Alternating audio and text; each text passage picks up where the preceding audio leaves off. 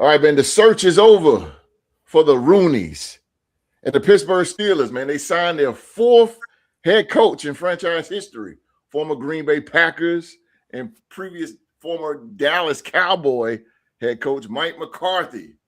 Could this mean Aaron Rodgers will stay one more year? And we'll try to make magic. They might make magic again. I don't know from them days of Green Bay, but we'll see. Joe Brady and the Buffalo Bills. They signed a contract. Joe Brady is the new head coach of the Buffalo Bills, man. As he take the reign as head coach. And Todd Monken comes back home to the Cleveland Browns, man. He is taking over in the Cleveland Browns head coach, man. So I got the questions. These guys got the answers. Let's talk about it right here on the Sports Talk Show. I can't accept the loss, I'm hard-headed. There's a little bit of madness to my method. Many falling off that fine line that I'm treading. I risk anything to be great, and I'm not letting nobody rob me of my victory. Number one, that's what I'm meant to be. When by any means, only thing that makes sense to me, I can make nice or make history. I got that dog in me, yeah, turn me up. Big energy, got the crowd going nuts. I got that dog in me, yeah, ante up. I take on anyone, I don't need a one-on-one. Got that dog in me, yeah, I'm talking all bite, no bark. I could rip your squad apart. I got that dog in me, yeah, ante up. I take on anyone, I don't need a one-on-one. Got that dog in me, yeah, I'm talking all bite, no bark. I could rip your squad apart. I got that dog in me, so what's up? Yeah, so what's up? I told her move over. Enough of that mediocre, I've been the man since cruising around in the stroller. I got ice in my veins like a cut in Minnesota. Why not show you how I'm built? Come a little closer, ayy. Lot of heart, been smart, aura got a glow. We can restart, give head start, still get the same result. I'm about mine, don't you get it confused. I'm a win. All right, man. Thank you so very much. Thank you guys for being here with us on this Saturday night, wherever in the world you are right now. We are the Real Sports Podcast, and this again is your favorite sports podcast on YouTube, man. It's the Real Sports Talk Show. And around here, me and the guys, man, we talk about the hottest thing that's going on in the sports. The hottest news that's going on in the sports world today. So you can check out some of our sponsors in the description box below. And we wanted to hear from you guys. So you guys put your comments into the live chat. But also, speaking of that real quick, I am going Tuesday. It's going to be me by myself. It's going to be open mic. So whatever you guys got for me Tuesday at 7 p.m., man, bring it. It's going to be called Ask the Host. Want to see my new logo here? Let me bring it up here. Well, not forget it. Ask the Host, man. Ask the Host will be Tuesday at 7 p.m. You got, the live chat is off the chain right now. Thank everybody for watching. Holy smokes. I do warn you guys now that's out here in us watching us right now, all comments, please make them sports related. We don't tolerate any racism or anything else around here. You will be kicked out. Kicked up out of here, man. So again, man, thank you guys for being here with us. It is, if you're on the East Coast, man, we had snowstorm. Oh, man, it's a lot of snow outside, a lot of ice.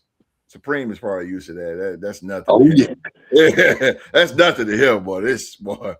One little drop of snow hit here, boy. Everybody wanted to get their bread and milk and water and toilet paper and everything else with it. Good God almighty, boy, I tell you. But nevertheless, man, everybody, thank you guys for watching. Everybody snowed in, and just relax and enjoy these three gentlemen right here as we talk football today.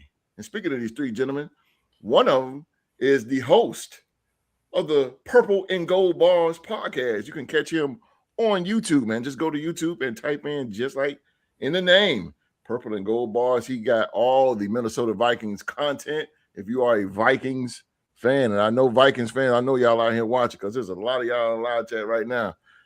Go check out my man, Supreme. He is Latino Heat. He's the Canadian destroyer, ladies and gentlemen. He is supreme. What's going on, ladies and gentlemen? Welcome back to the Real to Sports podcast, your number one spot for roundtable discussion, expert analysis, and just some of the best personalities you're going to find on the YouTubes. Way better than ESPN, way better than First Take, way better than FS1. Come on, guys, you know what it's at. Yeah. First and foremost, I want to thank you guys for joining us, and I do want to apologize. I did have some family stuff I had to deal with last week, so I was not able to make it. So it really hurt me not to be here, but sometimes you got to do what you got to do and take care of your business. But I am back, and I'm so happy to see every single one of you guys here.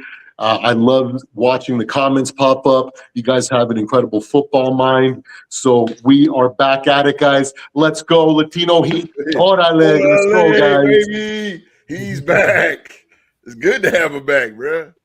It's good to have him back. Yes, sir.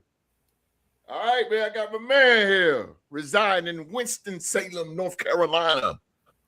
Winston-Salem, North Carolina, ladies and gentlemen. He's a Hall of Famer, a true legend in the game. Yes, sir. Yes, sir. 6'3". He's all about money suits and Stacey Adams and blazers, and just call him Casual Q.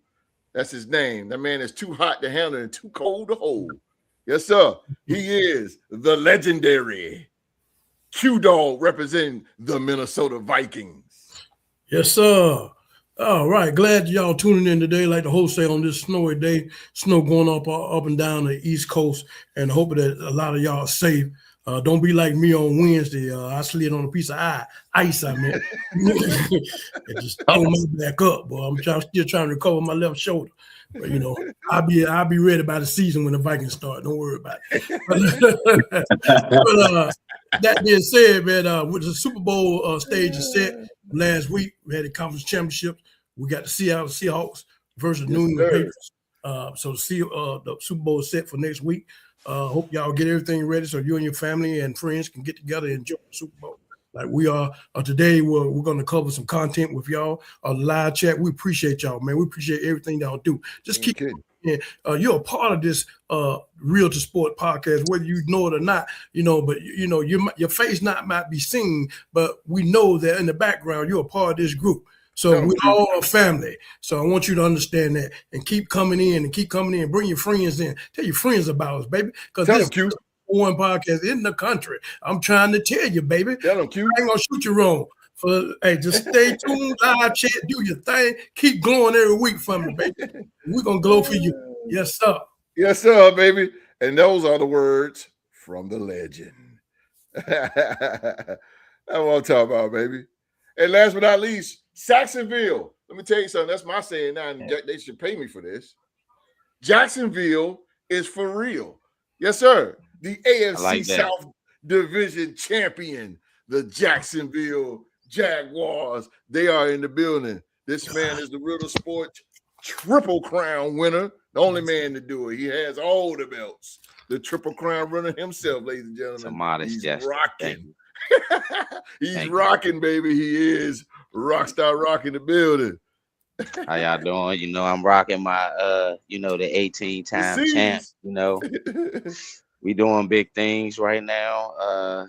We might shut Tatum down for the season. I guess, I believe he's having some second thoughts about playing, which is a good thing. You don't need to rush back. Yes, I agree with but that. Also, I like how things is headed as far as my teams in the basketball wise.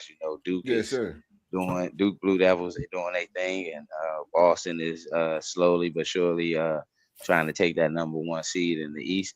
I hope we don't get it. I really like us to be that underdog team, so we can catch a few, catch some of them people that they figured that was going to be better than us this year. There you go. But other than that, I mean, it's Real to Sports. Peace, love, and hope everybody have a safe night and keep enjoying coming out, showing your support, and giving us your love and your real topics. Yes, sir. Here at Real to Sports. No doubt, baby. No doubt. The Celtics. Y'all seen that Tatum joint. I hope he just take it easy. Take it easy, man. He's too young to try to rush it back. But that's just the fight. he got a championship already, so it's not like he coming back and trying to win his first one. You got your first one, bro. That's the competitive. You're trying to win your second one. You don't want to break that trajectory already because you have an injury and risk it even worse. Right. And that's the competitive. That's the competitive in him, man. Because you know who his mentor is, man. Kobe. So he ready to rock and roll, but body ain't gonna let you. Even Kobe knew when it was time to allow his injuries and it made him a better cerebral assassin, not to use it, but it did make him a better cerebral assassin on the basketball court. Absolutely, because he got to sit and see certain players' weaknesses and use that coming into the next season. So absolutely, if I was him, I just use this as a scouting year, man. Yeah, just relax. You're too young. Just relax, man. Just relax. You're going to playoffs anyway. Jose Ventura. Jose Ventura's in the building. What's up, Jose? Melanie Farfan. Okay. Monkey Man. Well, these names is off the chain. It's off the chain. I don't know what in the world. I'm just going back home a little late. Okay. Okay. Just going back home. Like you just sat on the keyboard there, bro. Champagne McComb. Appreciate you though. When you get home, man, don't forget to turn us on. Don't forget to turn us on, but make it home safe, bro. Yeah, don't text and drive. Yeah, please. Don't text and drive, people. You can watch him drive. Yeah, do that. Just listen. Yeah, but don't comment and drive. No, don't do that. Don't need that. Don't do that. I ram Hakeem, Black Reagan, huh? I don't know. Well, thank you anyway. Oh, damn. Okay. Ukraine is in the building. All right, Ukraine. Ukraine is in the building. Yes, sir. Okay. International. Viewers international. Oh, boy. Greensboro, North Carolina is in the building. Thurman Lee Highsmith from a Tuesday. From a Tuesday joint coming up in here. North Carolina checking in. Greensboro, North Carolina. What's up, Thurman? T-High. We call you T-High. T-High. Uh-oh. And you know, I cannot have a Real to Sports podcast or talk show without the queen. Sheila Dupree is in here. There we go. Sheila Dupree. Yeah. Virginia Beach is in the house, host. Hey, gentlemen. Yeah, so. That's right. That's right. But look, with Sheila Dupree, you got to, because she is a United States veteran. United States veteran, man. Salute to her. Thank you for it, sir. For real. The Navy. I'm Canadian, but I still appreciate it. Yeah, man. Appreciate it. You guys keep us safe, man. Army, we're dogs, but we in the Navy. I can't do that. In the Navy. Okay, I ain't going to do it. The Navy's in the building. Sheila Dupree. My man Greensboro. T-High is up in here. Ukraine. It's crazy. Ukraine. Holy smoke. We're getting international now. Holy smoke, man. Ukraine is in the building. All right, man, let's get this show rolling. Let's go up here. Let's go on over here to the AFC North. Lord have mercy. The Pittsburgh Steelers, y'all. The Pittsburgh Steelers. The Rooneys. Got their fourth coach. Franchise history. I'm talking about former Green Bay Packer. Hold on. Can I have a shout out? My channel name is Sloss Balls. Sure. Call the Sloss. Sloss Balls. Go check out Sloss Balls on YouTube, man.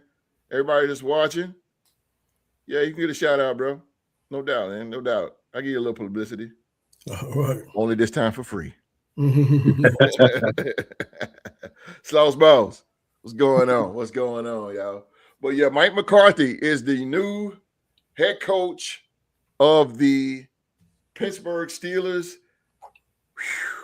So I know the guys got a lot loaded to say in this whole thing here. I'm gonna say this and I'm gonna get out the way. No problem, brother. No problem. Sloss Balls. Check them out on YouTube. I might check you out when I get a chance. See what you got. But yeah, man, the Pittsburgh Steelers, Mike McCarthy. I know a lot of Pittsburgh Steelers fans, man, they are pissed. And I don't know. I'm gonna step out of the way and let the three guys, the three wise men, take care of this here. If I get the urge, I'll jump in there, right? But let's start off. We got to start off with purple and gold bars himself, man. Supreme. Now, Supreme. My question. God damn. Woo! Lord have mercy. Here we go. Because I got a feeling this right here finna be hot.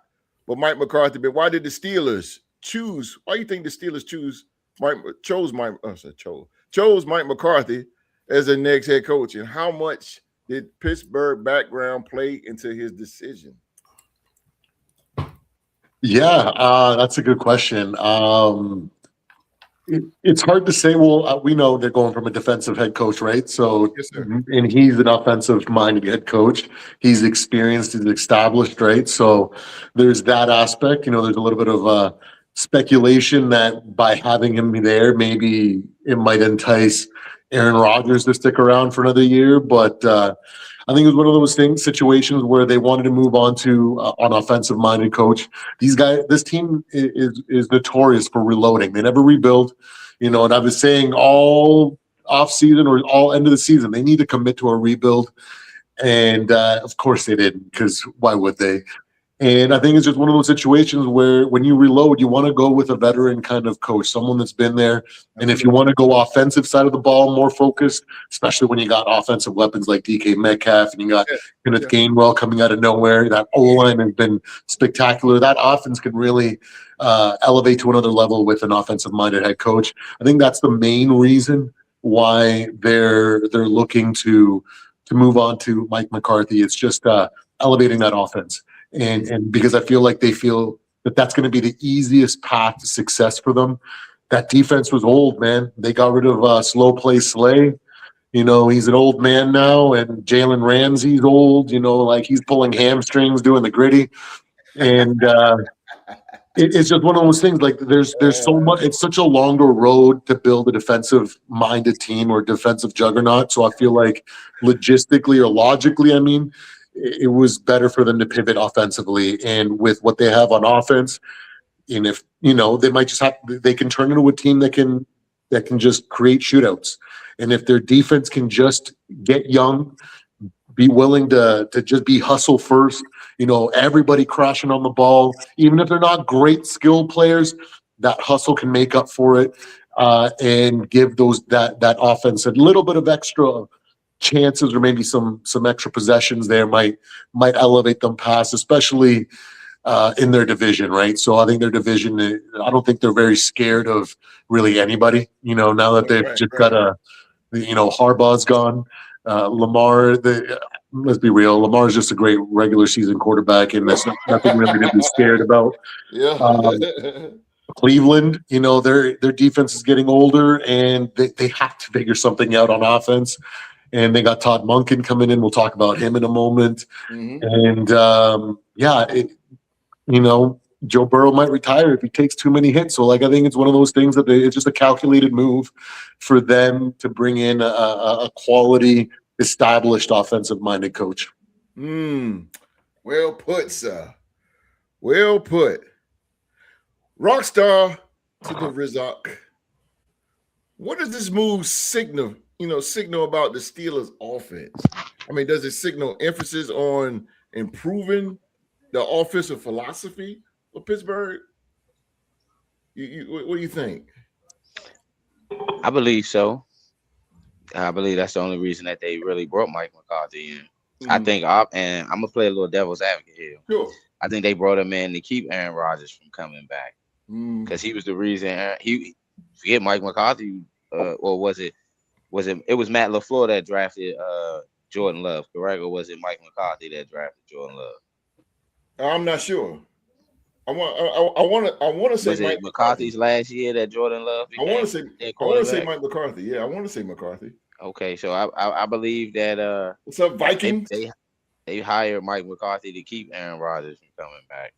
Okay. I think and then the fact of there may be some guys that may come that will be in free agency this year. Yes, that sir. can be a veteran quarterback that can step in and he can win some games within his offensive philosophy. Yes. As well as, I mean, he could go and get Malik Willis, bring Malik Willis to Pittsburgh, or as well draft a quarterback in the draft late that can fit his philosophy for the years ahead. But I feel like that will be the route for Pittsburgh. Go out and get Malik Willis. Bring Malik Willis in. He knows the system because their system was kind of similar there in Green Bay that he was running in Dallas and things of that nature. So I know that's going to be the same system he brings to Pittsburgh. You're going to see a lot of motion. You're going to see DK Metcalf running shorter and intermediate routes, and a lot of post routes, and maybe a lot of double moves within that actual playbook or that is him philosophy in Mike McCarthy's offensive scheme. But I mean, I didn't like the hire because I felt like they should have went young and go to their roots, which is having a defensive coach. I think their defense, their mentality has always been the steel curtain. Oh, yeah. They've always played tough on defense, and then their offense has been able to do enough to keep them putting points on the board. So I think they're going to lose that mentality, though, as far as their defense. The defense is going to take a step back with Mike McCarthy being the head coach, unless he finds a good defensive coordinator that can, implement some. Well, they just picked up Patrick Graham from the Raiders. Patrick Graham is the new defensive coordinator from the Raiders. Yes, sir. He just okay. Y'all had a decent defense, I would say. Within y'all, he was 14th in defense. Yeah, that's what I'm saying. That's decent. Top 15 defense. That's not. In some circles they would say that's not great. That's good, but a top 15 defense in the NFL. With practice guys, you had a 4. Your record wasn't as great. That means you had majority offensive problems, but your defense was trying to keep y'all in the game, and your offense couldn't, put it together. So that's what those numbers necessarily mean. So him being coaching that defense in the top 15, I can see Pittsburgh being a better defense now that you just told me about Patrick Graham being their defensive coordinator. So you can. I agree with you too, Rob. I agree with you. This is that defense is going to be a lot more better than what they had. Because, like I said, Patrick Graham was a pretty decent defensive coordinator. I ain't like him at first, but it grew on me. The 2000, I had decent cornerback. I mean, my bad not to cut. No, you're fine. Y'all quarterback. I mean, y'all cornerback. Backfield, and then your linebackers, and then to coach Max Crosby in that pass rush. Like I said, we went from 25th to 14th in a year. So I ain't Patrick Graham. Like I said, he made sure chicken salad, chicken shit, and he did it. Just didn't win no games, but it is what it be. Young Mark is in the building. And he is the 2025 Real Sports Podcast MVP. Oh, Lord, he's shooting shots already. Why the Vikings fire the GM? They must be clearing a spot for Q-Dog to take over. The dog, why not? Q, get in that goddamn office. Wouldn't be a bad shot, bro. Speaking of the dog, Teflon Don. What's up, Teflon? McCarthy's butt cheeks. Teflon, what's up with you, bro? What's up with you? I'm glad you came back, man. Appreciate you coming back. Part of my Tuesday night crew. How about them Hornets? Bud City. We in the building. Hey, Hornets, they beat my Spurs. That's what you want, Mark? Okay. They beat my Spurs. I told Mark, man, he got to calm down, man. Until the Hornets make the playoffs, then you can talk. They rolling like a big shot. We're not talking about the play-in. We talking about the playoffs. They rolling, boy. They number one in a lot of things. I give them the 6-game winning streak. They doing their thing, but make the playoffs first. Yeah, make the playoff. But it's a good game, though. They beat us. Yeah, it's good for the NBA to see Charlotte as a winning organization. Yeah. And the Panthers and the football being a winning organization for the state of for the Carolinas. Yeah, you know, because people in South Carolina also like the Hornets and the Panthers. Right. You know, as a state team. Hornets. It's good though. I didn't learn that until I moved down there, bro. Yeah, that's the only time you go learn it. You like the Hornets. What? But yeah, they beat my Spurs. Fair and square. It was a good game. But speaking of the dog, all right, Q, because you've been going against this. Okay, so Q, what I've been hearing is the name has come up as Will Howard. And those of you who don't know who Will Howard is, he was drafted 2 years ago out of Ohio State. Will Howard is quarterback for the Pittsburgh Steelers. Didn't really get no shine with the Russell Wilson and the Justin Fields saga, and now Aaron Rodgers and that. So nobody knows who the hell he is. So Q, you've been going against this guy, and I'm talking about Aaron Rodgers, for 18 years. You've been seeing this guy in that NFC North division. So you know Aaron Rodgers and how he plays. You know Aaron Rodgers. You know not to give him a few seconds on the clock, even though he's 42 years old now. But you know Aaron Rodgers through and through. And you know Mike McCarthy through and through. So my question to you, Q, is how does the hiring of Mike McCarthy impact Aaron Rodgers' chances of returning to the Pittsburgh Steelers next year?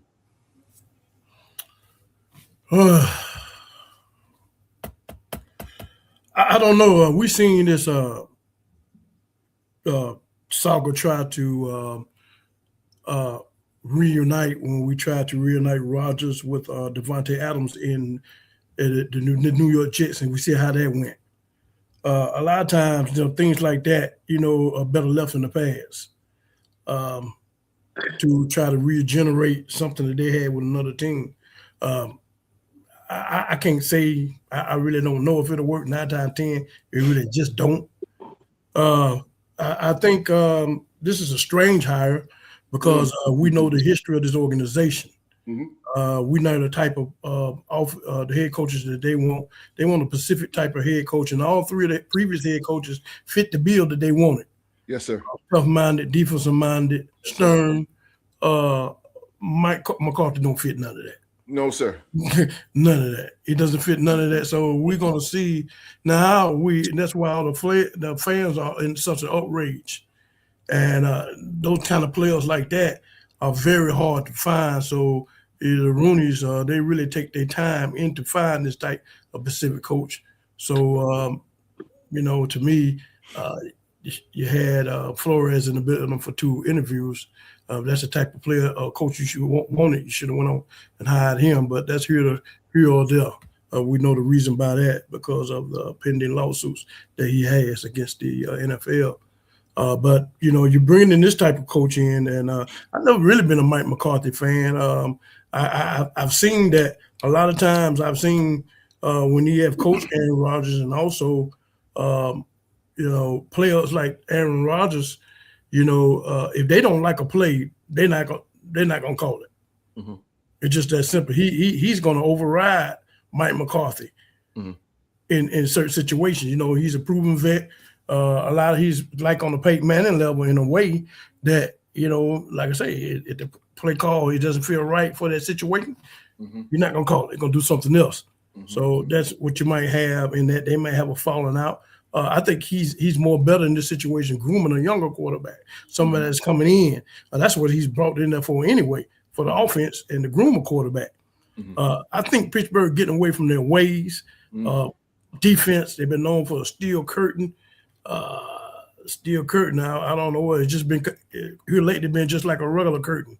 So that being said, that they're getting away from that tradition and running that ball, running hardcore ball, north and south, always having a good power running back there, and not having the slinging the ball up and down the field. That's never been them, really. That's never been them. They just been predicated on defense. We're gonna see how this is gonna go. Fans just gonna have to be patient with this. It's something that they traditionally they're not used to. They're really not. And so we're gonna see. I don't think it's going to work. To me, I just really feel it's not going to work. But I guess it's a change of the guard. I think so too. Vikings 5557 says y'all gonna have me bugging. The disrespect for JJ McCarthy is crazy. Give the 22-year-old a shot. How was Josh Allen his first 10 games? I'm sure Buddy was calling him butt cheeks too. Hey, I am definitely a big JJ McCarthy fan. I haven't lost faith though, so you won't hear none of that slander from me. But to go back to the Mike McCarthy question, because I think that's the next thing. Was it a good hire or was it good or bad, right? Yeah, sure. Why not? As a Vikings fan, it was an absolutely great hire because I was like, once Mike Tomlin stepped down, I was like, oh, there goes D-Flow. He's gone. The Roonies have FU money. They're gonna take him. They don't care that they're gonna buck the NFL, and they just want to win sometimes, right? And like I said I don't even know how long, a couple months ago, right? Quoting the great George Carlin on Bill Maher show. You don't need a formal conspiracy. When mutual interests align, people just do what's best for each other. These guys go to the same country clubs. They went to the same colleges and universities.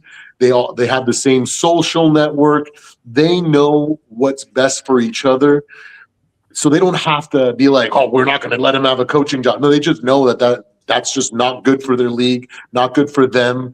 And if one team or whatever, 2 or 3 or 4 are, upset about that, they're all going to rally over them. They're not going to rally over players, let alone coaches, right? So for me, it just kind of completely highlights the fact that, like I said, D-Flow is going to need to win a Super Bowl with the Vikings, and the defense has to be the reason that we win one before a team actually goes and bucks the system and hires them and gives them an actual shot.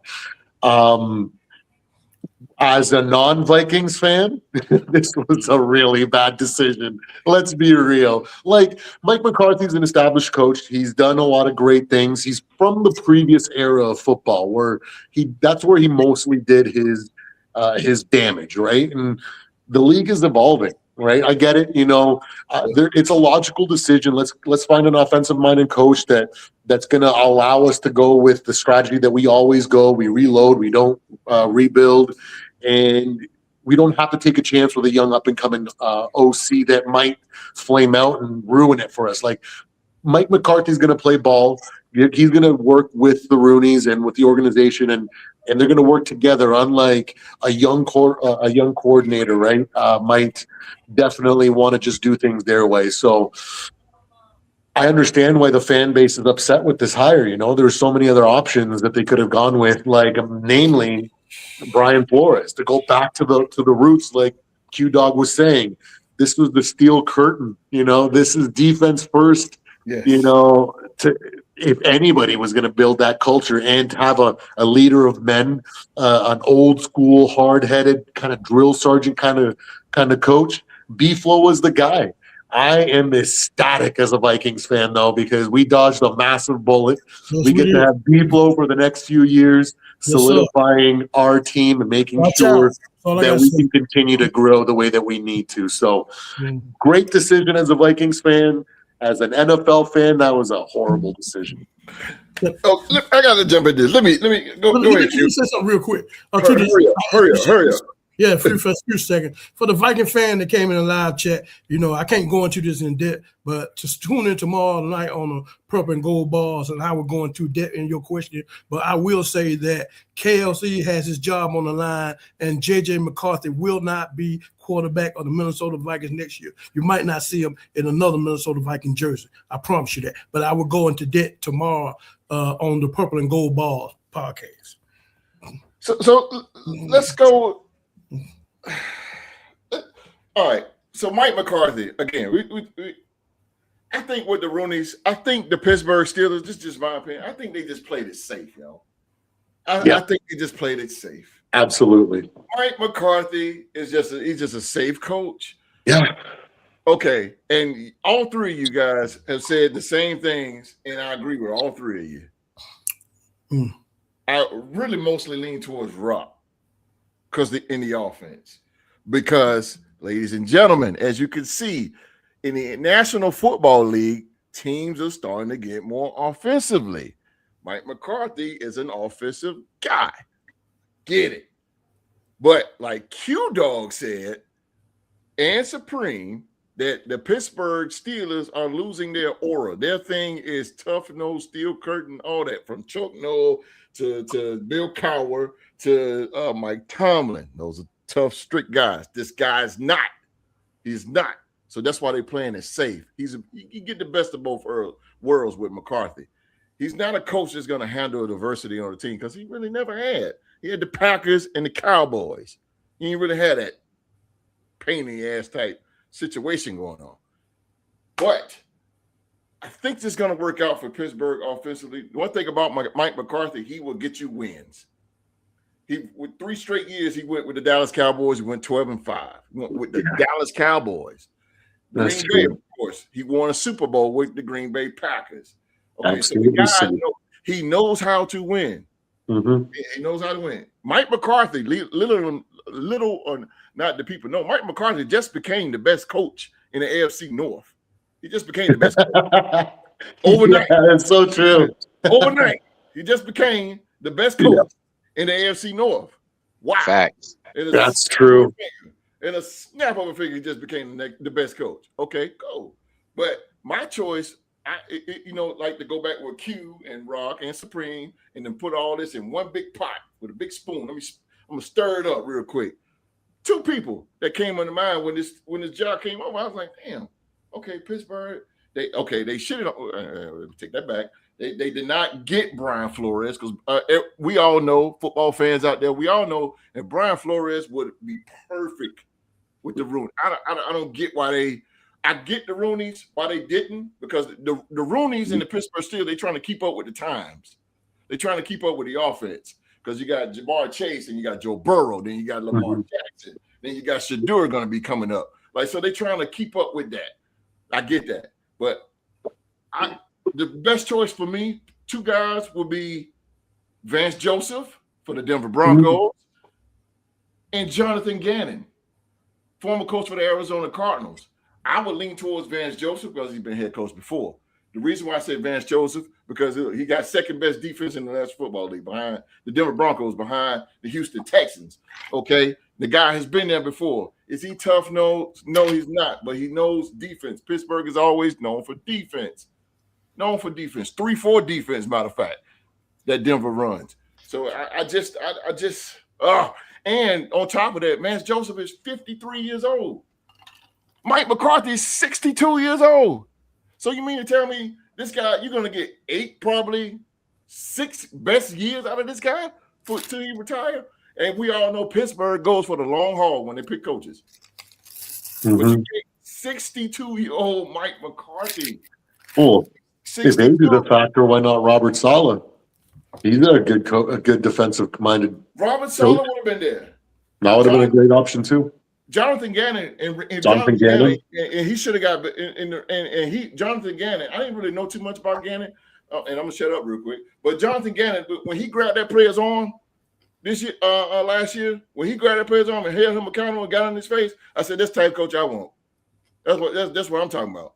The guy, and guess what? Jonathan Gannon is 43 years old, so you will get more out of Jonathan Gannon. And you will get a little bit more out of, you'll get more out of Vance Joseph and a lot more out of Jonathan Gannon, who's 43. Vance Joseph is 53. This guy is 62 years old. Now, here's the last question. What are you going to do about Arthur Smith, the offensive coordinator? Because Mike McCarthy is the play caller. So what are you going to do now? What are you going to do? What are you going to do with Arthur Smith? I thought Arthur Smith left. Yeah, I think he's gone. He gone? Yeah, he left. So now Pittsburgh is always with Mike McCarthy always had Devontae Adams, and then he had CeeDee Lamb. Okay. I don't think he's going to do what he did with those guys with DK Metcalf. I don't see it. No. I do not see it. No, sir. And like Rock said, and he said it perfectly, it's going to be a lot of post routes. Mike McCarthy is going to be dinking, donking. He never was a long ball type coach. I'm telling you, I think the Pittsburgh Steelers, they're going to be good. They're going to be in that fight. They're going to get there. Aaron Rodgers State, oh, goddamn. Oh, it's going to be good, man. But I think Pittsburgh and Mike McCarthy, he's going to get you, he can get you 10 to 12. He's going to get you that. That's a good point. And Patrick Graham is the defensive coordinator. Pretty good defense, 4-3. That 4-3 is good with Patrick Graham. He should do better. I wish him the best. I see Pittsburgh, 10-7, 11-6, something like that. But, yeah, I just think he plays safe. And at 62 years old, man, that's what they got. Hey, like I say, the best coach in the AFC North, just like that, in one snap. But Todd talking like, oh, my bad, y'all. Y'all got me fired up, boy. Y'all got me fired up on that one, man. And y'all out there in the live chat, please put your comments. I want to hear from y'all on this one, because God dang, this is something that Pittsburgh, like I said, they just played it safe. They should have went Brian Flores. Mm-hmm. One thing I will say though is you can't count out these rookie head coaches, because it didn't show over the last few years. Some of these rookie head coaches have put teams in the playoffs. Mm-hmm. We just seen Liam Cohen do it. Joe Brady going eventually do it, being the new head coach of Buffalo. I honestly think I think Cleveland might be the sleeper to take the division next year. If they start Shador from the break and give him a full off season as prepping him as the starting quarterback with a new with a new head coach that is an offensive minded. Todd Monken is an offensive minded guy as well, and he's a genius, man. But here's the thing with Mike McCarthy, Rob. Let Deshaun Watson be the backup, even though he got all that money. You gotta let him be the backup, man. You can't stunt that man Shador growth, and he didn't want them. He's the last winning quarterback for real, right? If prove me if I'm wrong, right? Yeah. He won the majority of their games this year. Shador Sanders did. Shador's a Pro Bowl quarterback. You guys hear? Yeah. As an alternate, as a rookie fifth rounder, Pro Bowl. Well, Todd Monken's going to use that. I don't. This AFC North went from the best division. They're probably going to be one of the. I ain't going to say the worst, but they're going to be mediocre. They're going to be right there in the middle. It's going to be interesting, though. It's definitely going to be interesting. And must-watch football, though. It's not going to be great football. Definitely offensive division. Definitely offensive division. It's going to be a good division, though. It's going to be the NFC North. In them games, going to be NFC North, AFC North. They the same. NFC North, AFC North. They all offense. They all offense. Yeah, all of them. Yeah, Let's go to Buffalo. Let's go to Buffalo. Yeah. Buffalo Bills have chosen offensive coordinator Joe Brady after 9 years of Sean McDermott. 9 years of Sean McDermott. We talked about this last week, I believe. And Joe Brady now is the new head coach of the Buffalo Bills. He gets to be the first coach in that new stadium in Buffalo. This is a mixed reaction I've seen from Bills fans as well, but it's in-house. So let's go to Rock. Let's go to Rock on this one, man. Rockstar Rock on this one. Can Joe Brady return the Bills to being one of the most dynamic offensives in the offensives? Can't even talk. Offenses. Whatever. God damn it. In the NFL. He talked today.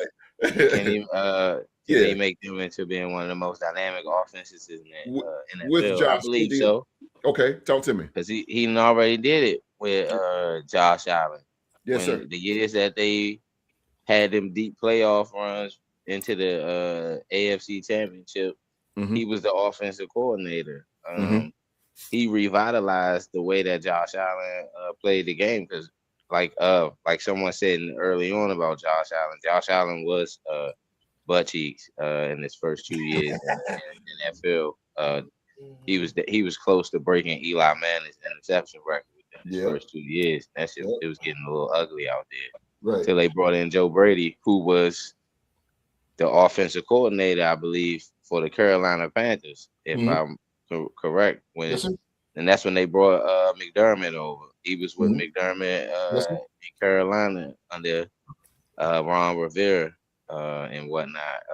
So I like the hire. I think he should have been I think he should have been a head coach a long time ago at another organization. I was hoping he would have been our head coach a few times before we got Doug Peterson, or I'd have liked to see him be the head coach at New Orleans before Kellen Moore got the job. So, but you know, he's where he's comfortable. Already have a superstar quarterback that knows how he's going to call plays for him. They already have a rapport and a good camaraderie, and they already know how to win. He's already making sure that his top receiver that they drafted in Keon Coleman feels comfortable being in a Buffalo Bills uniform after his GM and his owner made him look like they didn't even want the guy when the GM really wanted to draft him. So I like the hire. I do believe he's going to make Buffalo a great offense. It's just that I'm worried about how that defense is. Josh Allen can't put up 50 points a game and think they're gonna win. Can't put up 40 points a game and think they're gonna somehow keep a team from scoring 40. You can't put up 40 in the NFL and stop the team from scoring 40 unless your defense is that daggone great. Absolutely. If you don't have a good defense, you're gonna be giving up the same amount of points you're putting up on the board. We've seen it time and time again. And that's where Josh Allen gets burnt out in the playoffs. So I like to see how much who else he adds to the staff, you know, as far as defensively, as far as their coordinator, because that's been their problem. It hasn't. I mean, Josh Allen has turned the ball over because at a rapid rate in the postseason. It's because he's had to.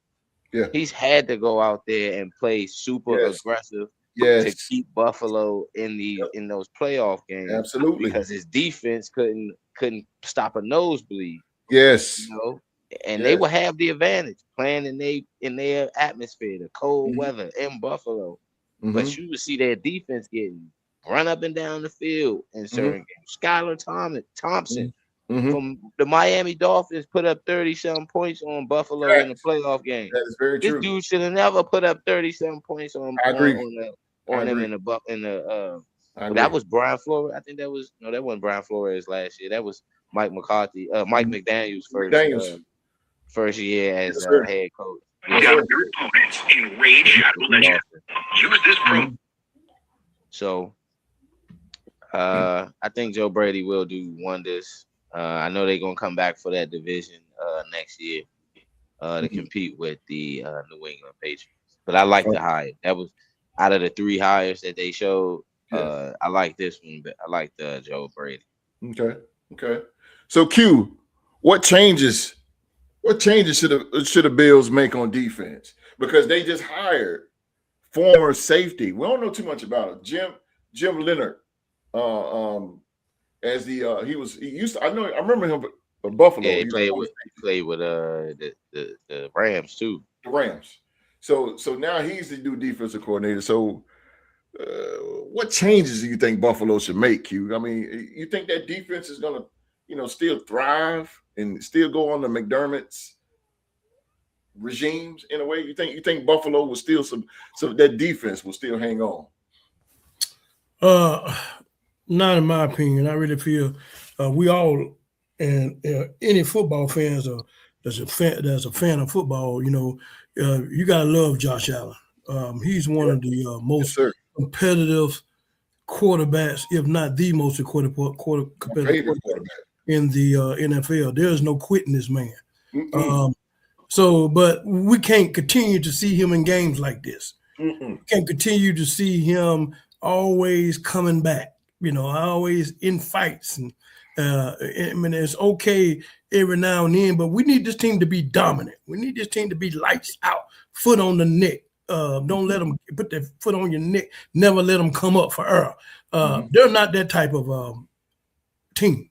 And so they need to be that type of team. And so to be that type of team, we see these teams that dominate a lot. You got to have a good defense. Yep.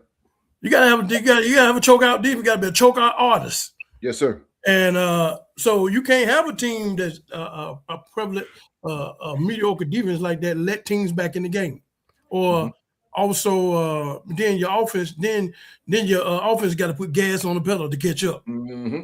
I seen so many games this year from Josh Allen like that. The man just wearing his arm out, just trying to force maybe possibly the overtime or tie the game towards the end of the fourth. We seen a lot of that, and I know we have that in him. It's okay from time to time, but when we're gonna see the chokeout bills that just don't give a team a chance? I think they get to that level there. We can see Josh Allen propel into a Super Bowl, but they need.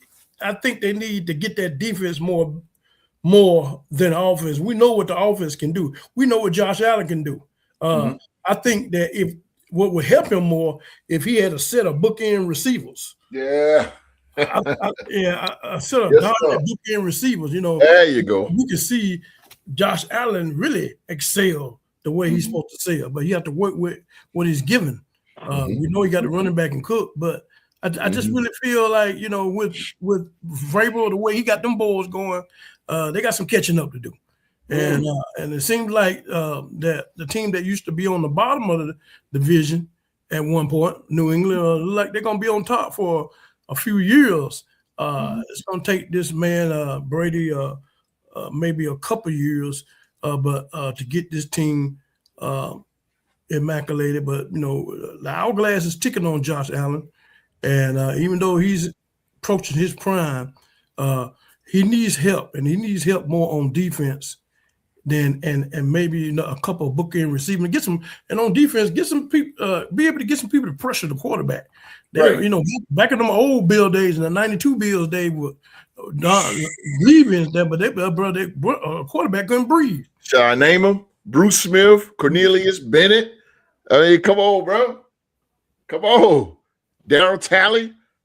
They got Bosa. They didn't have Bosa and. I agree with the dog. Both on his last leg, man. I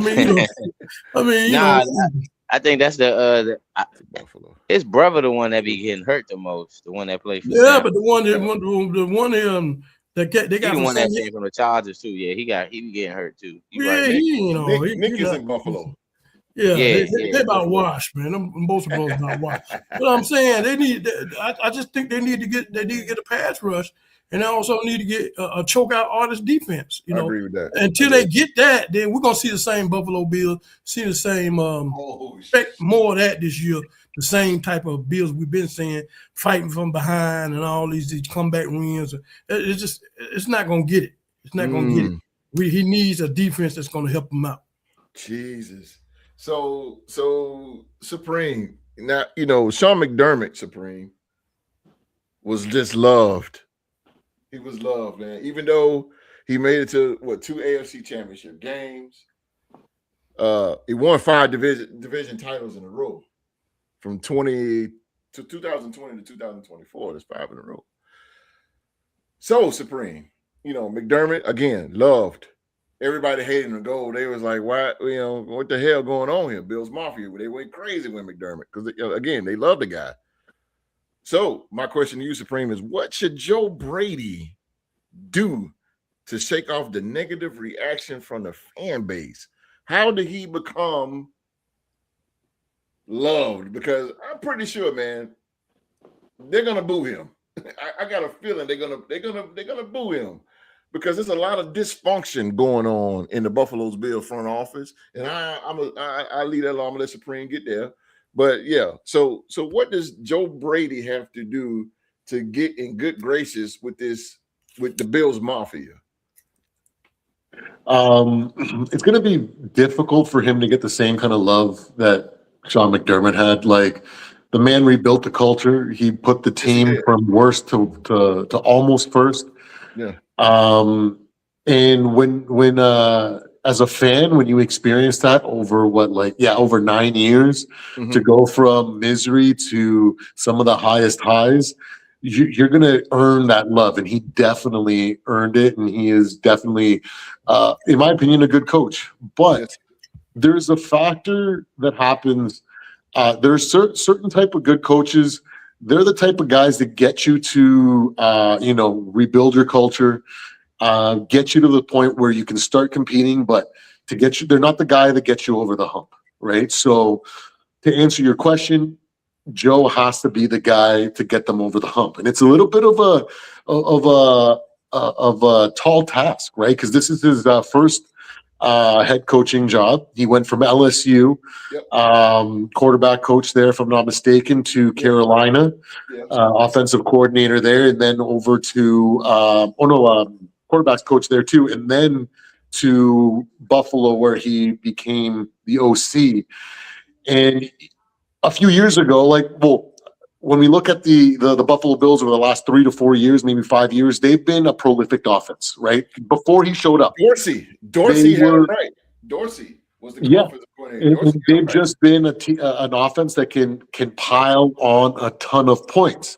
Right. But I think he's got his foot in the door when it comes to earning that fan base's respect, because he was the guy that coined the phrase, everybody eats, right?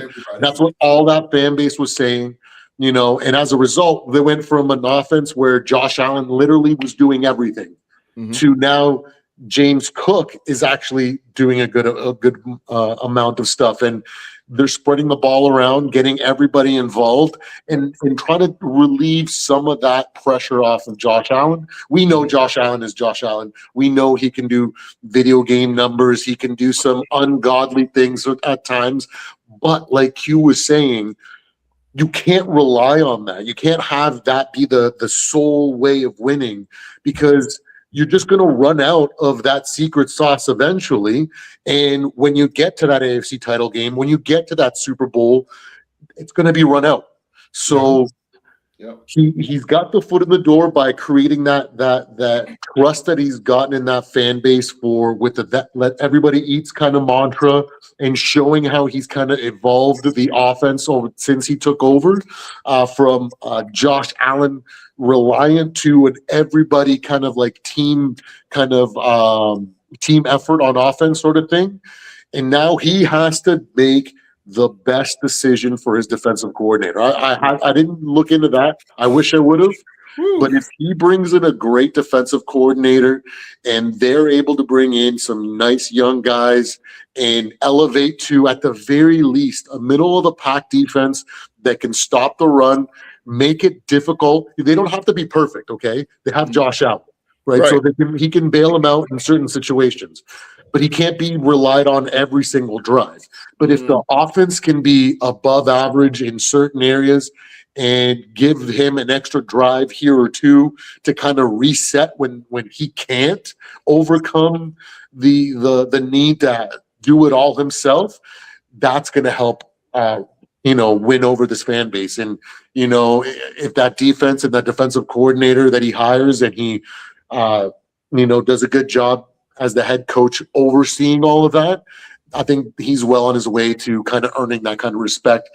And from what I've seen from the evolution of the Buffalo offense from what it was a few years ago to what it is now, I really like the guy. I think that he's got a good head on his shoulders. He's not a home run hitter where it was before, where it's like, just give Josh the ball. Let's let him run the ball. Let's let him just do everything and just put up those video game numbers. Let him play Madden out there to, let's just save that. And let's involve James. Let's involve the tight end. I can't remember his name right now, but Dalton Kincaid and Keon Coleman. I really like Keon Coleman because I think he's a fun young kid. Like his first presser, talking about the coat that he got. He's just a really lovable kid. You can tell that he's been brought up right. Yeah. He's immature and young, so he's of course he's had some issues there, but he's on his way to becoming a good receiver. Maybe not a number one, but a competent number two, a contributor, right? So if he can continue that, and on top of building a team around Josh Allen in that offense and taking some of that load off and trying to save that secret sauce for when it actually matters late in the season, in the playoffs, instead of having to try to win games like that in September. You know what I mean? I think that he will be doing a really good job of having that fan base fall in love with him. Plus, it's going to be a new environment.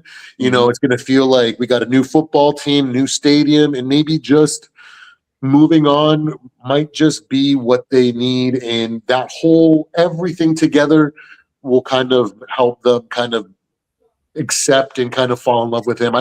I personally think it was a good choice for him to be the coach from what he's done in Buffalo already.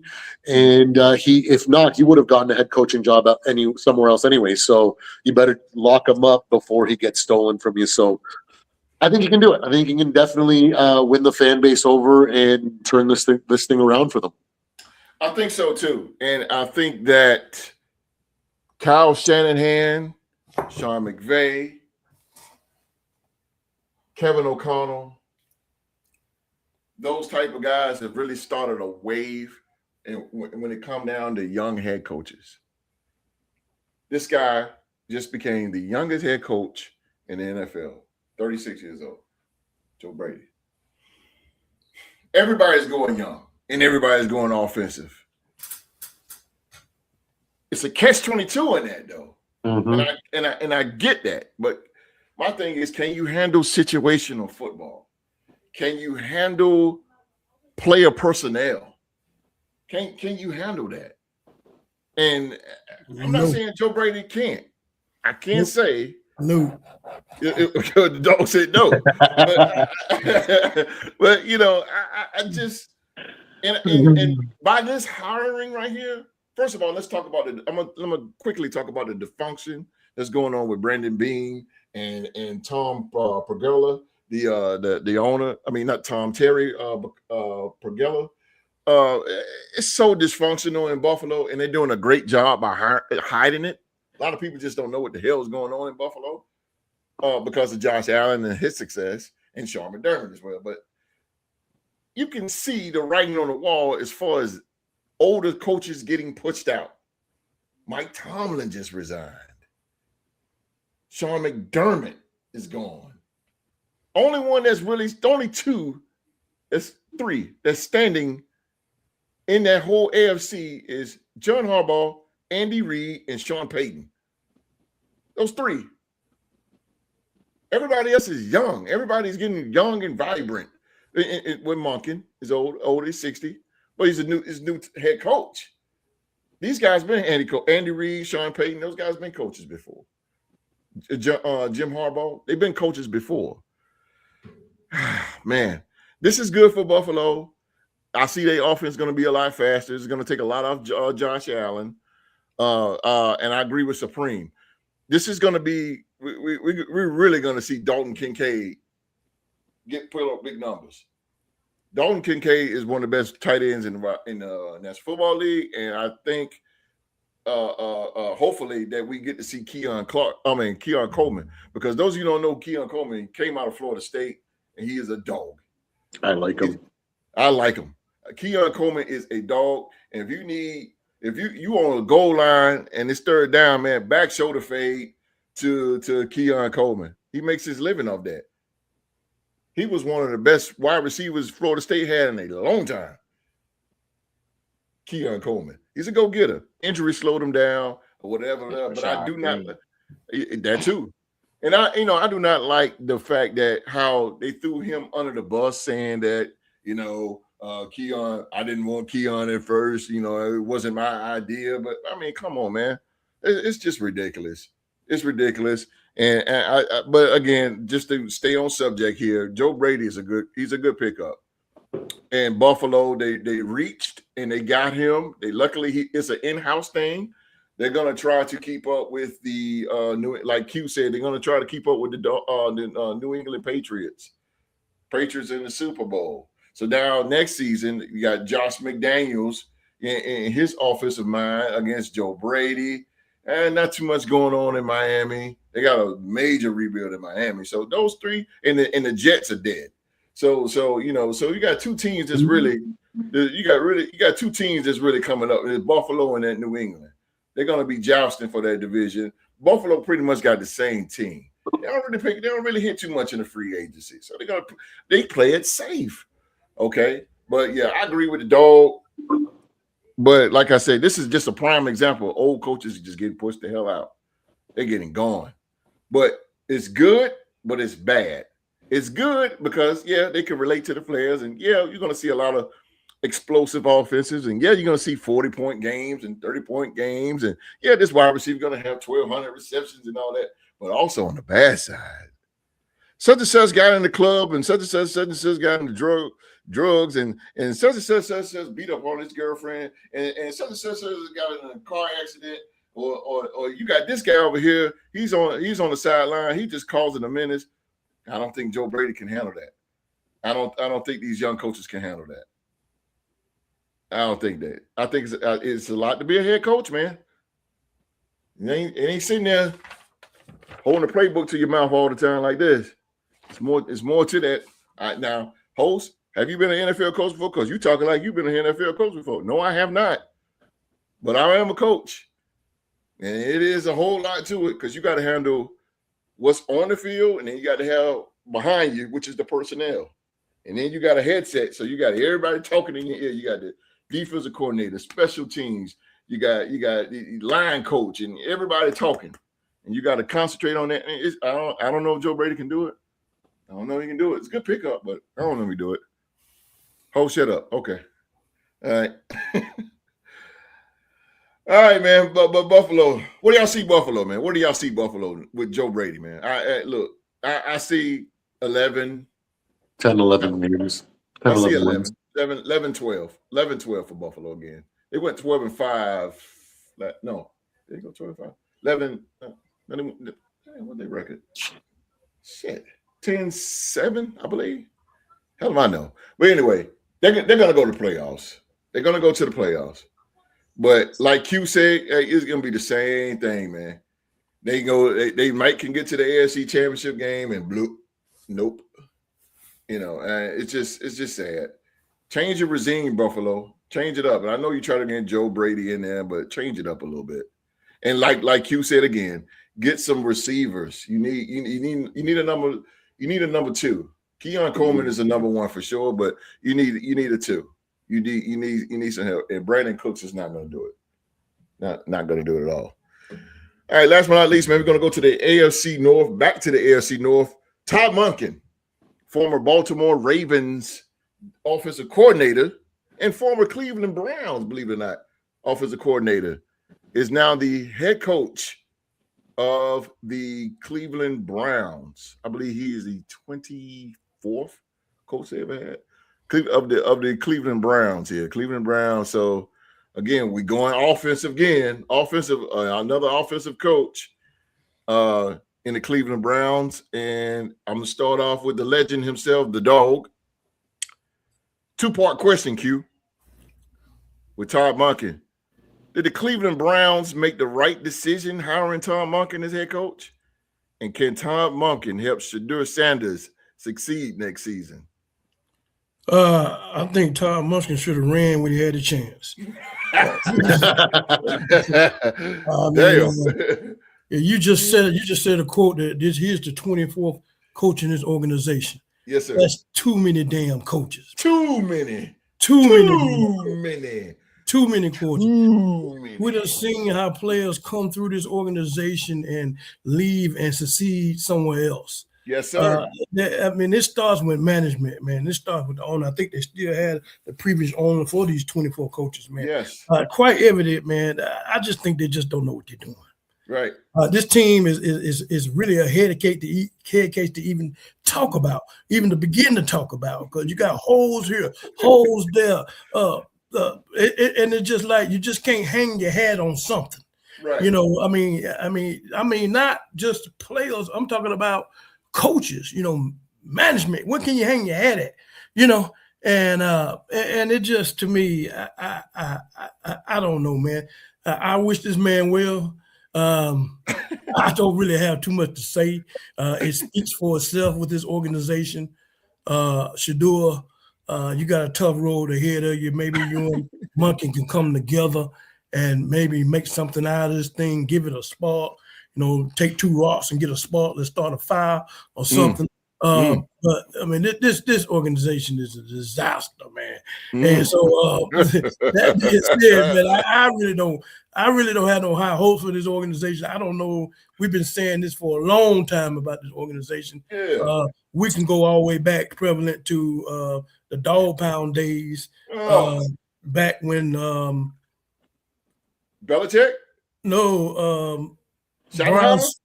Who should be on quarterback? Bernie Kosar. Bernie Kosar. Yeah, I mean, way back.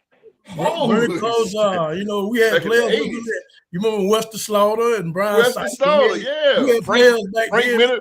Frank Minifield, Hanford Dixon, cornerback. They had something going way back then. It was in the early 80s. But ever since then, we ain't been talking about nobody.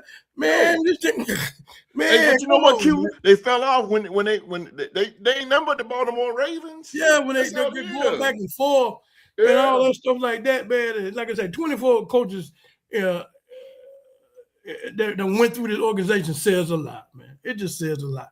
That's just too many, man. And for y'all to not to have any kind of,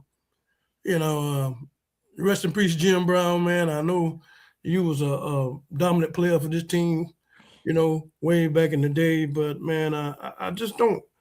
I don't know, man. I just my hat's off to the man, and hopefully him and Shedeur Sanders can get his team a spot. Maybe they can get 6 wins out of this junk, man. I don't know, man.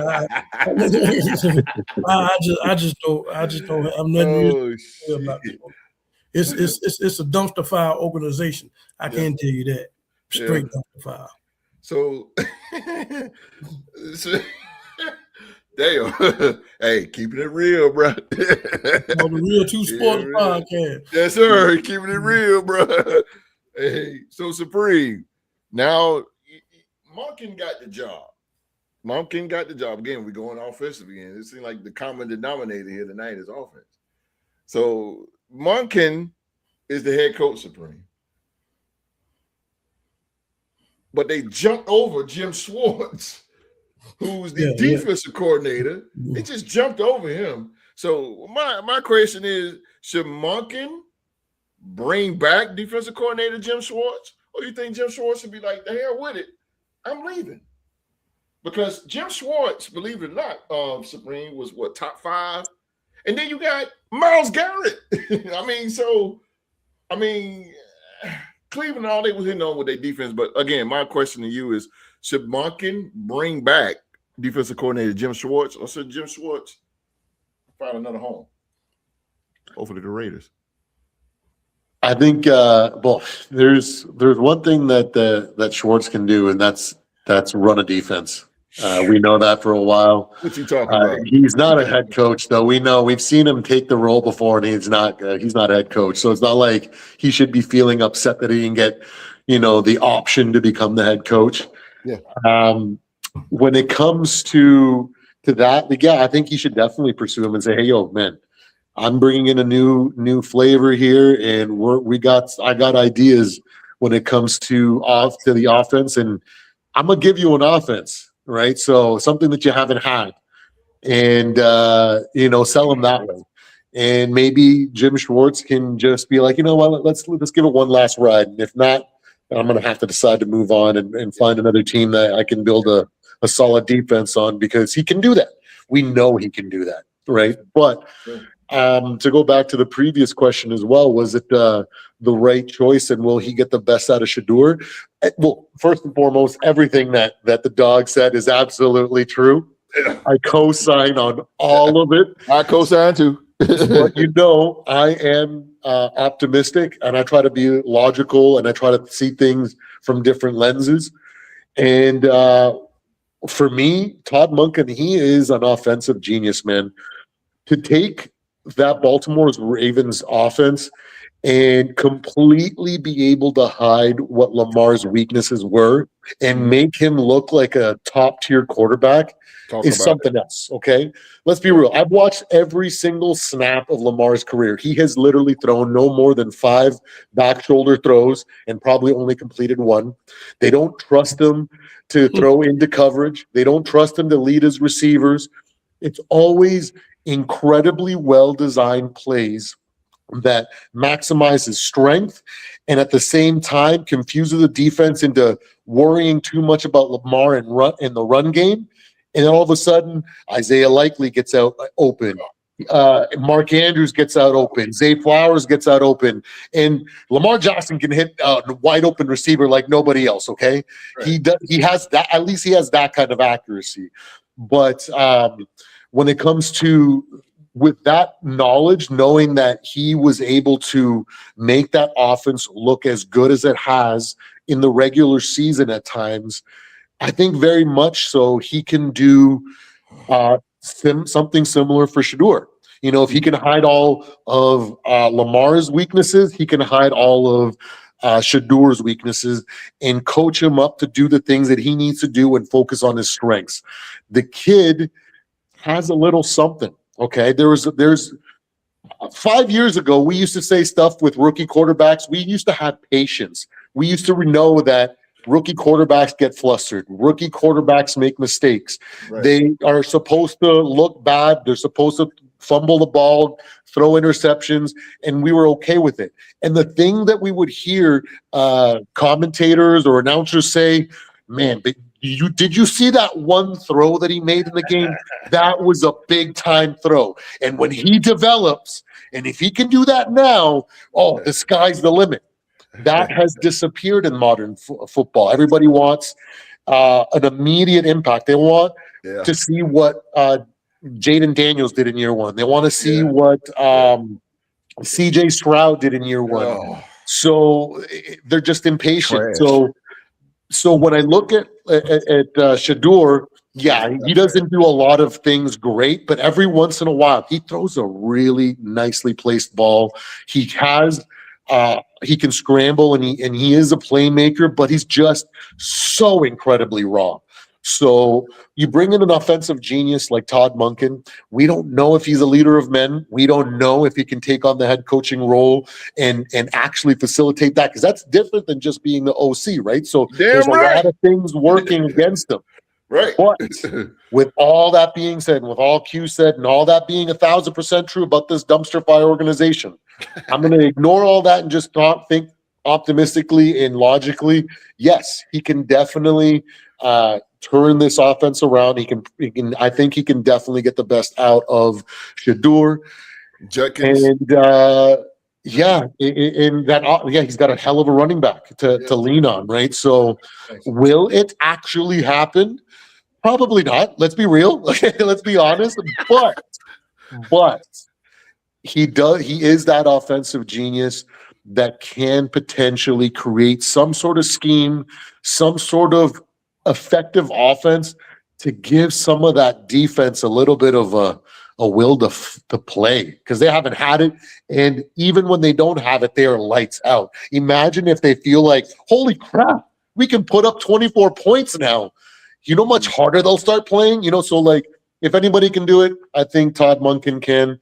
I think it's a great hire by them, not to mention the fact that he knows the ins and outs of what Baltimore can do. So he's going to have a lot of information for Schwartz if he decides to stay. And I imagine this upcoming season, at the very least defensively, them making it incredibly hard for Lamar to even do anything and kind of prove that they should have moved on from Lamar and not from Harbaugh. So I think it's going to be a fun season. I think this division is going to be great. And you know what? It has been a little bit sooner since the old Bernie Kosar days, since we had a little bit of faith in the Browns. Did we forget about Baker Mayfield? I know season when he got drafted, those 2 seasons, I was excited to see what that team could become. Not much, but he did give him some double-digit wins in one season, right? So, 11 at time, bro. So there was a little hype there, and maybe Todd Monken was the right choice, and maybe he is got the moxie to become a good head coach. And in that division, it's easy. It's easy division for him to develop into a good coach. So, boom. Yes, easy division. I think he's okay. I think it's a great choice for them. Okay. Easy division. I agree with you on that one. Rockstar Rizak. What kind of team, man? What kind of team, Rock, do you think the Browns would be with Tom Monken as head coach? What kind of mantra, what kind of team that you would think they would be now with this guy? And my second part is, do you think, this is a crazy question, I don't know why I bring it out here, but why not? Will they be a wild card team one day? I think they be a wild card team next year. Ooh, come on. Talk about it. Let's go. Come on. The Cleveland Browns got our draft pick, which is a late first rounder because we made the playoffs, and they also got their original pick, so they got 2 first round picks. Okay. 2 first round picks to start the new regime. Okay. That gives them an option. That gives them 2 options in the first round to either go offense to help Shedeur Sanders, give him a number one option because they're going to have money in free agency as far as losing teams usually have good cap space in free agency to rebuild their squad, their teams. They already got Myles Garrett locked in, so. It's a matter of fact of whether or not they want to trade him for future assets to be able to have a full, necessary rebuild because he's only there collecting the dough. He's already for real, they can trade Myles Garrett. He broke the record. Yeah. They can trade him. Well, they got him for 4 years. Now, if anybody's going to pick up that tab, it's the question. If it's worth it. It is worth it. If you put Myles Garrett on any of these teams right now, that is just one pass. Like if you put Myles Garrett on Buffalo right now, are we saying this conversation? Are we booking Buffalo in the playoffs? Oh hell yeah, we're booking Buffalo to be in the Super Bowl. As Q Dog just said, he need to book in wide receiver as well as defense, and you put Myles Garrett on Buffalo. Yeah, that handles a lot of issues as far as getting to Patrick Mahomes or Joe Burrow in the playoffs when Buffalo needs a stop on 4th down. That cancels Christmas if you really want to go there. Yes, sir, it does. If you it does. But I don't know if Cleveland would go that route to really have a full rebuild because they also got Deshaun Watson on the books. And if I'm Cleveland, one more year, I would make Deshaun Watson earn his starting role. Forget your money, bro. You need to earn this role. You either got to beat out Shedeur or you will be his backup. Come on, Rob. If you his backup, that may be a good thing for the organization. Yeah. Because at least Shedeur will be able to get some type of tutelage from a quarterback that has been a star, win a championship in college, has gotten that contract where a team brought him in, paying him X amount of dollars. And got rid of their first rounder that they got, in Baker Mayfield. We were talking about the Baker Mayfield era in Cleveland. That's what Cleveland did. They went all out and went and got Deshaun Watson. So maybe he can kind of put some honus into with Shedeur, let him know certain mistakes that he made, and that's why he's in the position now that he's got to fight for his starting job. If I'm Cleveland, I'm not giving Deshaun. I don't care. So what? We're paying him all this money. Make him earn a job. We ain't seen this man play. We ain't seen this man play a good, competent, and I say this, a good, competent amount of football in years. That's right. From Deshaun Watson. That's very true. A good, complete, competent amount of football. Absolutely. We ain't seen that in years from him. So if I'm Cleveland, you go out there and you do what's best for the organization and best to get you guys out the dumpster fire that is being in the low and being one of the franchises with one of the lowest percentages in the last 20 years. Yeah, my team was one of those teams, but we see we're making a difference. You don't want to be like the Jets and the Giants, Cleveland. You don't want to be like No, you don't want to be like that, bro. Don't know don't know, you know. So I think they'll make a good decision there. Go offense with that first pick, then the second pick go defense. That way you're helping Shador out in the offense, and you're also giving Myles Garrett another guy that can be the cornerstone of the franchise. Even because you know them first round picks are usually what they consider the cornerstones of the franchise. Yeah. If you're getting them that high in the first round, so I will see if I would like that route for Cleveland. I like your way of thinking. Get you two good studs in that first round, and then wherever you guys are, wherever they are in the second, third round, you add caliber depth within within certain holes in their defense and in their offense, because they really aren't that bad if you look at their roster. Right. Keyshawn Judkins was out due to his situation, but he came back. Seen that guy in person, bro. He's like that. And he's gonna be coming off an injury coming in the next season. So who knows? In that second round, they maybe can be, or in free agency, they can get a caliber veteran running back to be behind Shador, that's able to maybe pick up on the pass blocking, read certain coverages that he may not be able to see in real time. As far as him, just learning how to read NFL coverages, like Q-Dog puts in the perspective, it's different to read NFL coverages than it is in college. Oh man, thousand times. That was a conversation about Mendoza last week. As far as his ceiling coming into the NFL. So I think they would go. I think they should go that route. Get a veteran running back in there just until Judkins is better.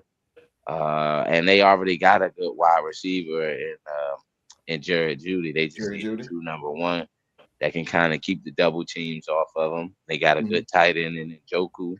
And they have always been a solid team on the O-line as far as with Cleveland. They've always had a solid offensive lineman here or there that's always been a Pro Bowler. That's big boys.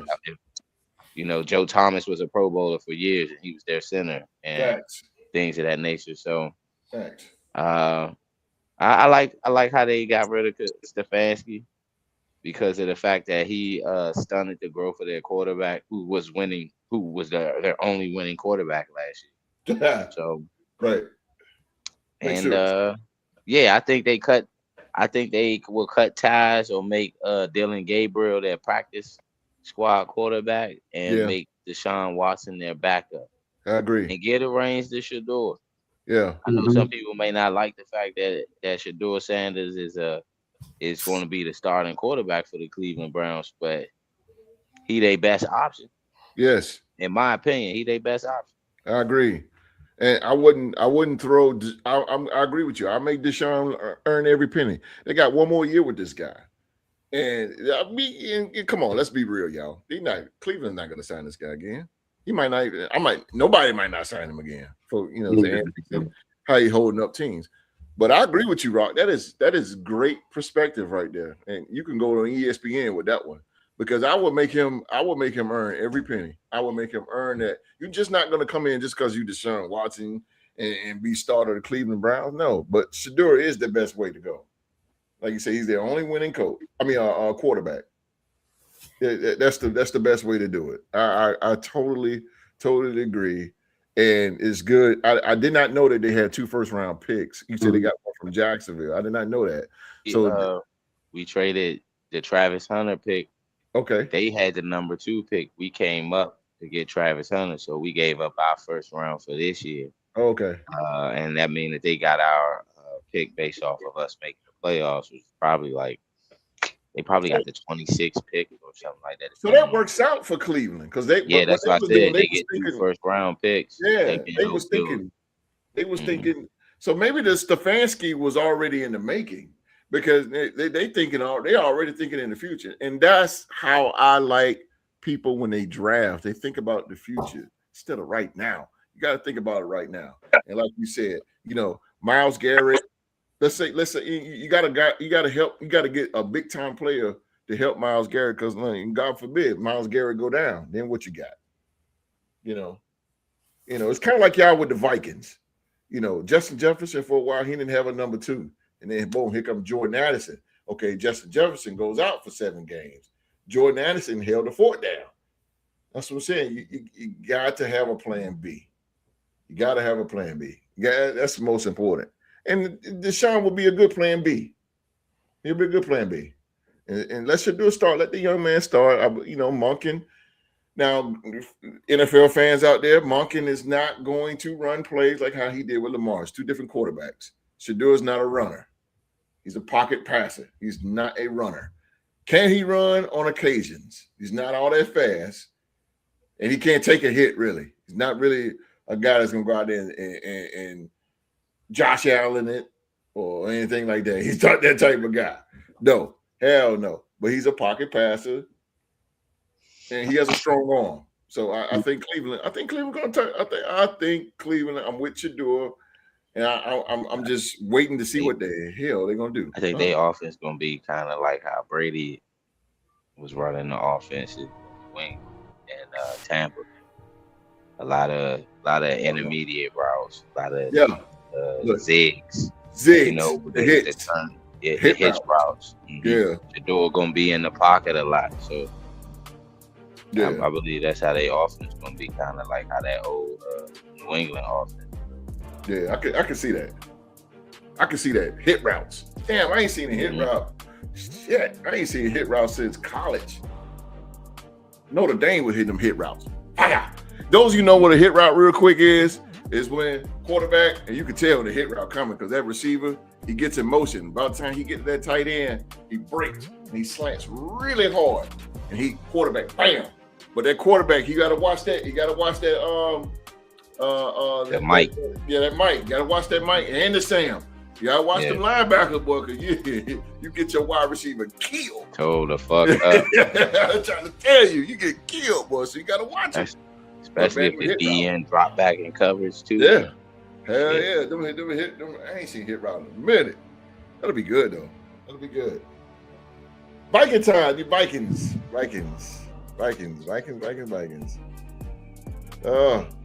Check out Purple and Gold Bars, man. Don't forget to check them out. Y'all got all Minnesota Viking questions. Please go to Purple and Gold Bars, man. Q-Dog gonna be on. The dog. Tomorrow night. It's going down. Tomorrow night, man. It's gonna be going down. It's gonna be the dog on there. There's a special guest on the Purple and Gold Bars. I'm gonna be there. We got 2 opposing sides of the coin, 2 different views. You know what I mean? So there's gonna be a lot of disagreements because I'm a believer and I still got faith. And Q-Dog is more realistic when it comes to his team. I tend to drink a little bit more of the purple Kool-Aid, so it's going to be a fun podcast tomorrow. It is, man. I can't wait. I'll be there. I'll be there live. I'm young, though. I'm young. I'm still a little naive, Q, so you gotta ease into me. You can't be throwing those heavies too hard to me tomorrow. All right, Q, don't go over there. It's crazy now. Have a little compassion for your brother, but I will, bro. The one thing about the dog now, he get fired up now, boy. He knows his stuff. That's why I'm always going to defer. Take about 5 buckets of water to cool him off now. You're right. Stick and jab, stick and move, Supreme. He get out like a big bull. Oh man, you gotta love it. Can't wait to see what the AFC North is gonna do. I don't know what they're gonna do, y'all. I don't know what they're gonna do. I'm ready for the season now, but it is what it be. It is what it be.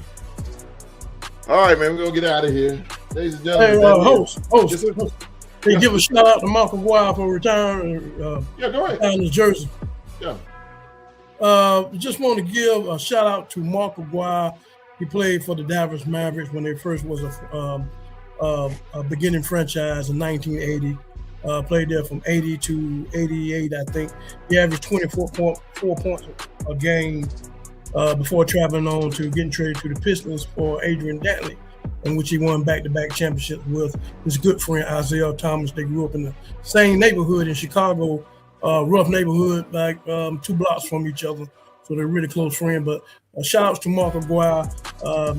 You came in and you played in an era where it was tough basketball, and you brought a tough mentality to that team. And you was well worth your jersey being lifted up in the rafters. So shout out to Mark McGuire.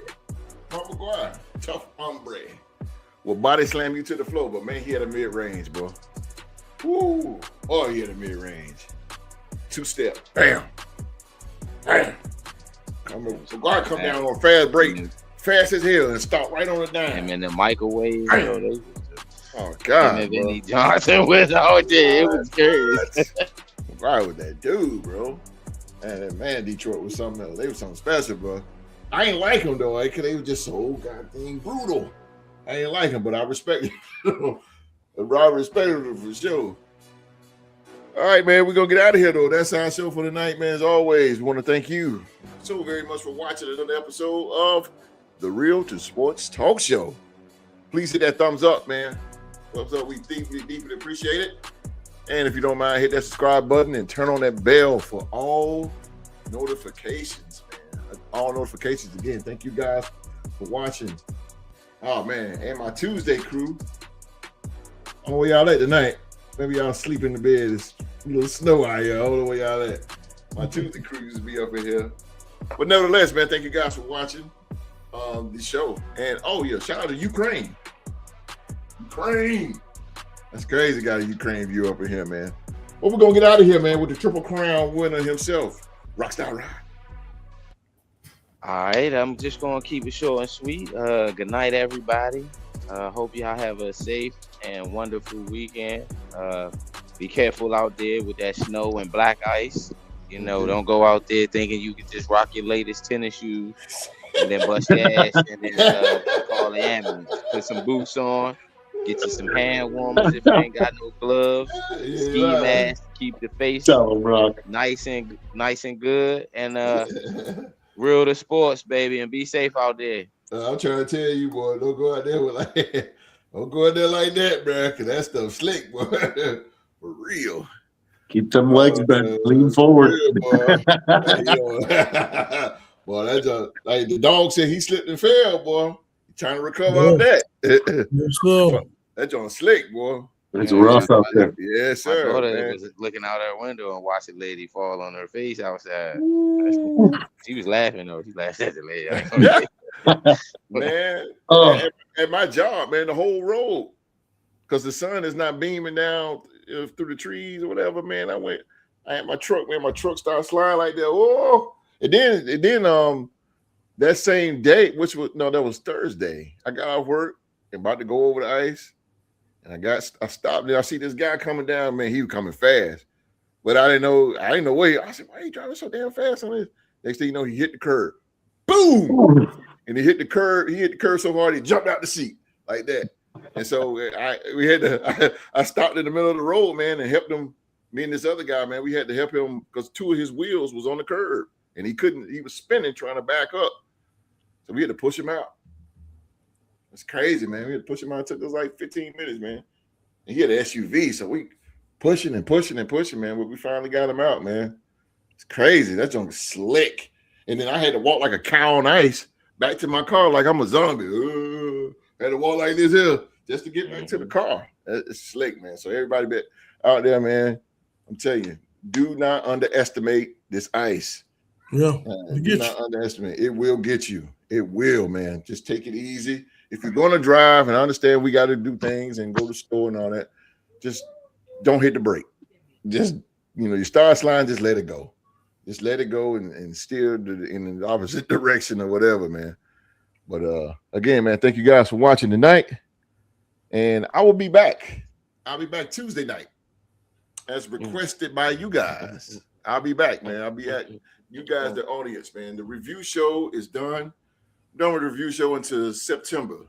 So Tuesdays for 1 hour, I'll be doing a show, and it's called Ask the Host.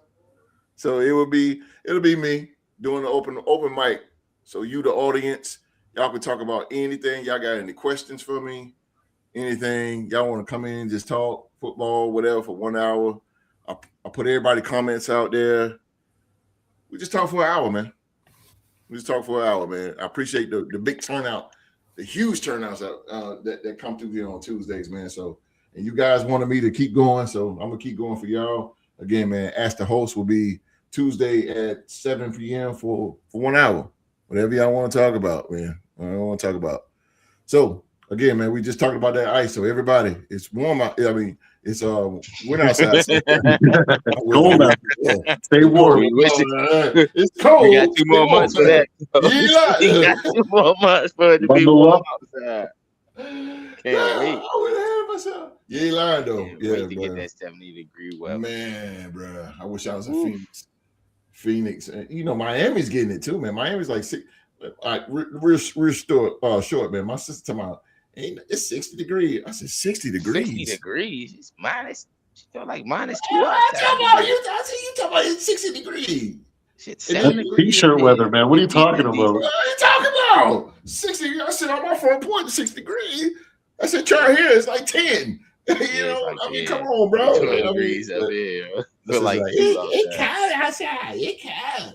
It's T-shirt weather, man. Come on now. You Floridians outside in shorts and 60-degree weather. Goddamn Floridians, man. Come on, man. I said, y'all tripping out there. Y'all, that's nothing. It's different up here, though.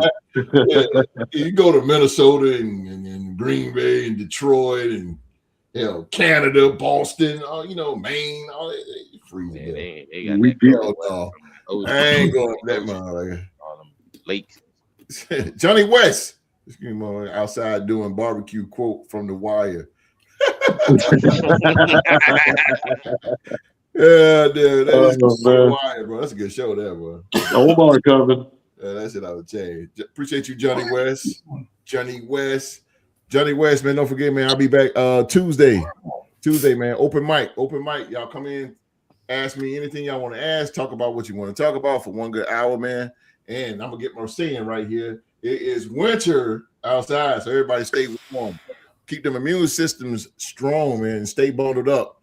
And on behalf of myself, Supreme, Rockstar Rock, and the legendary Q-Dog, man, everybody around the world, please be safe and stay safe. And that's in order.